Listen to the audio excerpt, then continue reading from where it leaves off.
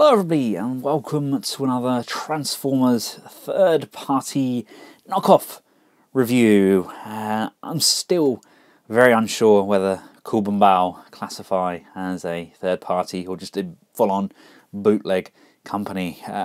Not entirely sure.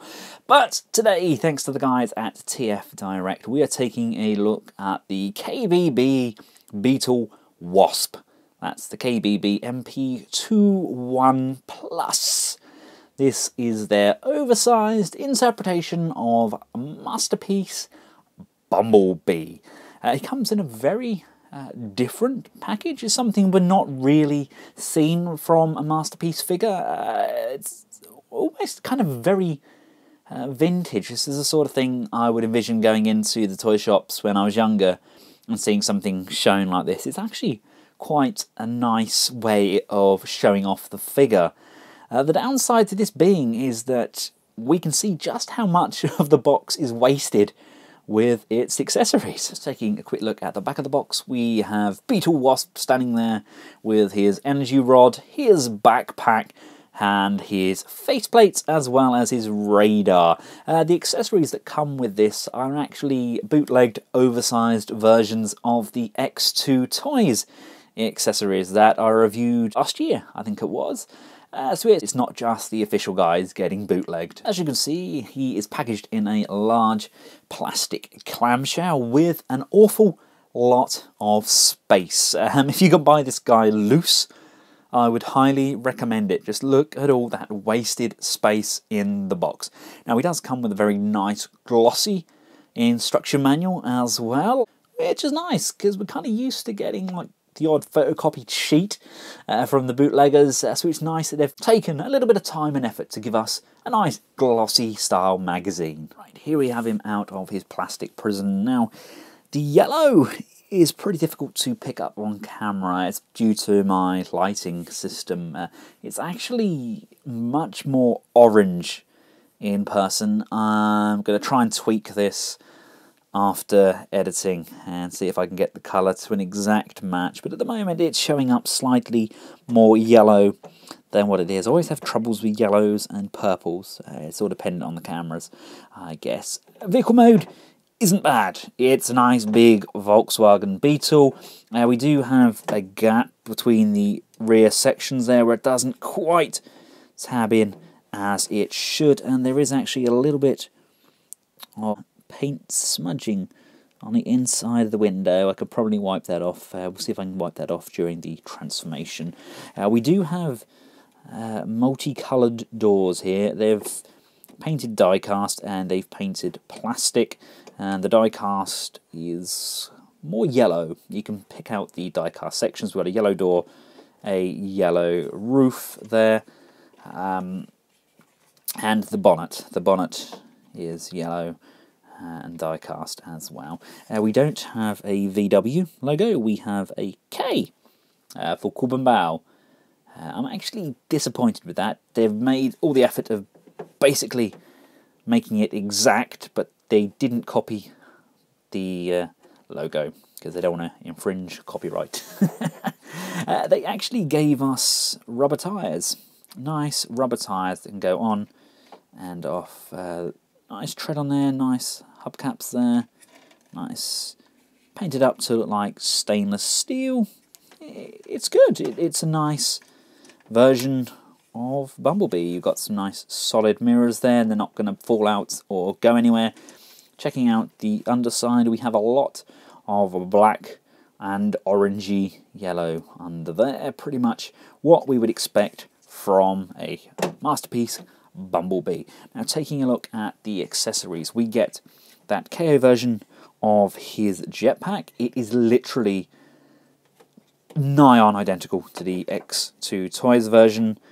They've just made it bigger, so we can have him flying across the skies. I actually hope they do the G2 variant of this as well, because that's what I like to have my rocket pack displayed with. I like to have him on my G2 Bumblebee alongside the G2 Sideswipe, like they're off to some sort of Rambo-ish war. We get his gun, His gun is done in a black. Again, it's just oversized. We're not really looking for higher levels of detailing there. It does exactly what it says on the tin. It is a gun. The radar dish. We get 2 of these curved pieces, and then we get 2 of these wings which fold backwards like so, so it's tucked out of the way. He comes with his communicator, which plugs in to his wrist. Again, exactly the same as the X2 toys, only bigger. He comes with the section which can tab in to the back of the wheel. That can be pegged in to the back there for storage, but it does come separately in the box. You can also remove this and plug it into the back here if you choose to have a license plate as opposed to the wheel attached to the back. We get his Energon Rod. Now we get a fair few bubbles inside this rod, which is a bit of a shame. I don't know why they decided to capture bubbles in there. I'm assuming that Kubianbao don't have as much of a QC team as they should. I've got some paint smearing across the blue there as well. That could probably just be chipped away, but it's there nonetheless. And we have some artwork on here as well. It's not Cybertronian. This makes the energy rod look like the staff from the Monkey King. You expect this to be on like Monkey Magic, Monkey Magic. Now I'm showing my age. Yes, it's not really the sort of decal I was expecting. Now, face-wise, we get this kind of grumpier look and this almost smiling look. These 2 faces come in the package, therefore implying that the toy-style head is already attached on him. Right, now the main differences with this version of Bumblebee, obviously other than his sheer size and the inclusion of diecast, is the fact they've got rid of the flippy thing on the roof. I didn't like it. It was a neat little idea so you could flip it around and reveal the Autobot logo, but they've done away with it.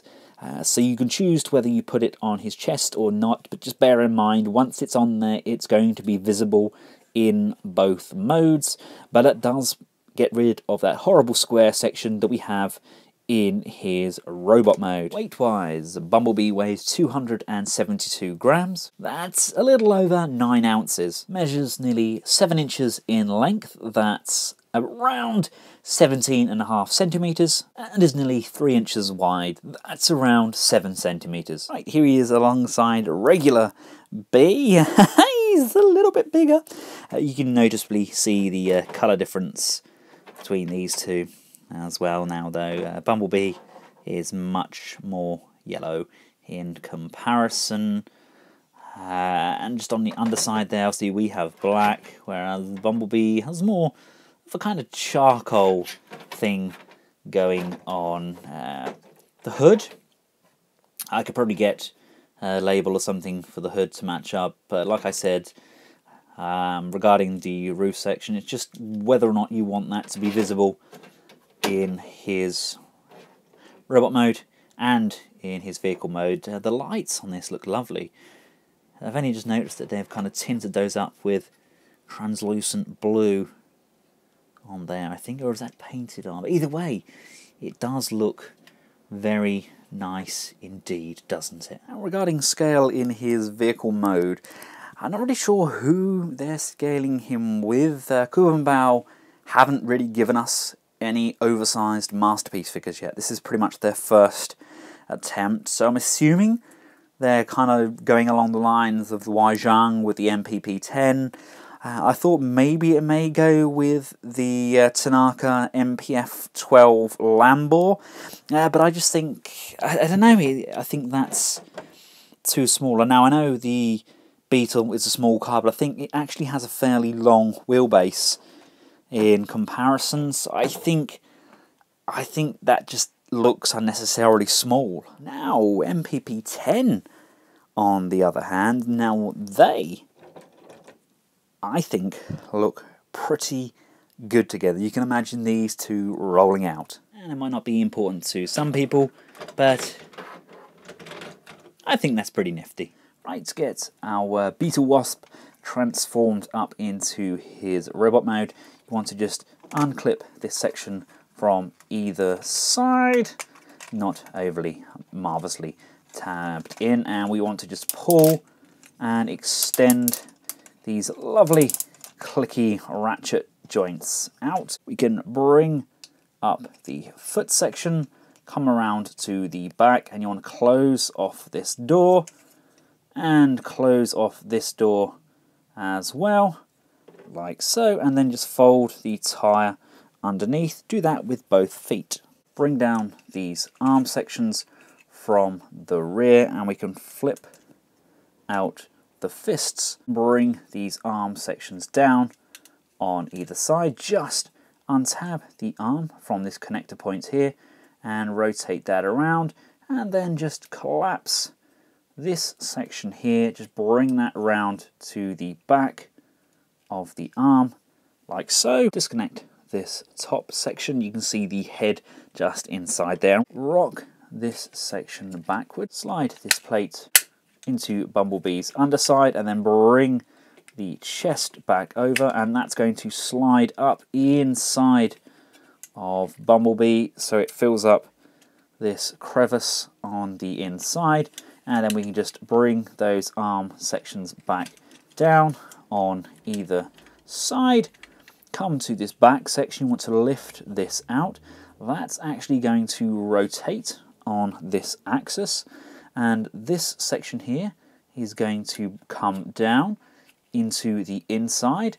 Bumblebee's head can be rotated, and the backpack can just be pushed down like so. And here is the mighty Beetle Wasp in all of his glory. He's nice and heavy. He's a big, solid, chunky figure. I don't really like the toy accurate mask, so let's change that out by giving it a little wiggle, and let's bring in a stern face. Just slide that in like so and tab that into place. There we go. That's a much more Bumblebee-esque style face. We can just lift this up. We can bring in his communication radio. That can just slide into that groove on his arm. And we can also bring in that radar dish, and that can just slide in over that section on his shoulder, or we can wiggle that back off, and we can bring in the jetpack section, and the rocket pack just attaches at those shoulder points and again on the waist. Now I couldn't get it to attach with the wheel in place. I don't know why, if that's something I was doing or not, but there it is. He has a nice big chunky jetpack in tow. We can just get his gun and slide that in to his hand as well, or we can bring in his Energon monkey magic staff, forcibly slide that into his hand. That is a scarily tight fit in there though, not happy with that at all. But there we go, there is Beetle Wasp person. Now articulation does differ slightly. We get up and down, we can go left and right, no quizzical tilting there. We get shoulders going up and down on friction joints, again around and around on friction joints, and a bend at the elbow. It's a nice bend though, we get a nice kind of deep joint going on there. There is no articulation on the hands, they are fixed and they just fold inwards and outwards. That's a shame, would have liked articulated fingers. We get a nice waist swivel, no abdominal crunch. We get nice ratchet going forwards, nice ratchet going backwards, nice soft ratchet going up to the side. We get a nice bend at the knee. Again, very nice ratchets being used there. We get tilt left and right on a stiff friction joint. And again, we can go forwards and backwards on that said same joint. It's nice. The joint isn't overly stiff, but it's stiff enough to hold the weight of these big die-cast feet. So yeah, he's pretty well balanced. Here he is alongside the regular Masterpiece Bumblebee. To be honest with you, it looks like the regular Bumblebee is like a legend scale figure. It looks like Daddy Bee is taking Baby Bee to school for the first day, and he's carrying his rucksack for him. You height junkies out there, he's standing around 7 inches. That's about 17.5 centimeters in height. And of course, here he is with the boss bot himself, MPP10 in his robot mode. Okay, Kubianbao must have designed this to go alongside MP10 because that looks pretty good. That's a pretty good scale. They must have thought, right, loads of people have got the MPP10, let's make this roughly the right sort of height and people are going to snap him up. And yes, I did. Now unfortunately they didn't give us any upsized exosuits. I would have liked maybe an upsized exosuit of the Spike Daniel mold, but unfortunately this wasn't done. I mean, there was enough space in the packaging to get it done, but hey, what do I know? That being said, the oversized version of Spike that comes with the MPP10 doesn't actually look that bad at all, squared up next to the Bumblebee. Neither does the regular Spike Daniel mold from the original Bumblebee. That's actually not a bad match. So there we have it, ladies and gentlemen. The Beetle Wasp from KBB.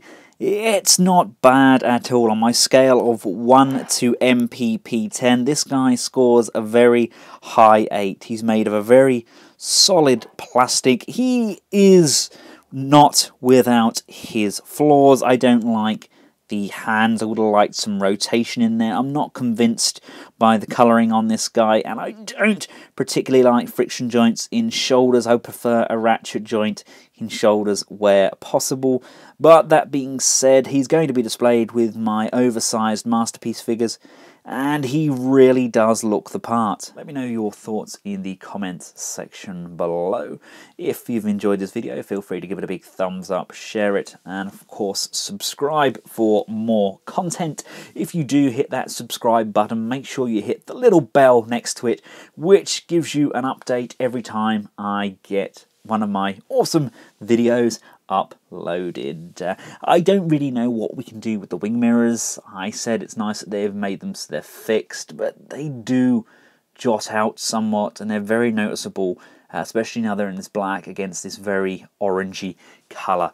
But like I mentioned, these are very small things, and overall it is a very good effort, and I look forward to seeing what other figures KBB give the oversized Masterpiece treatment.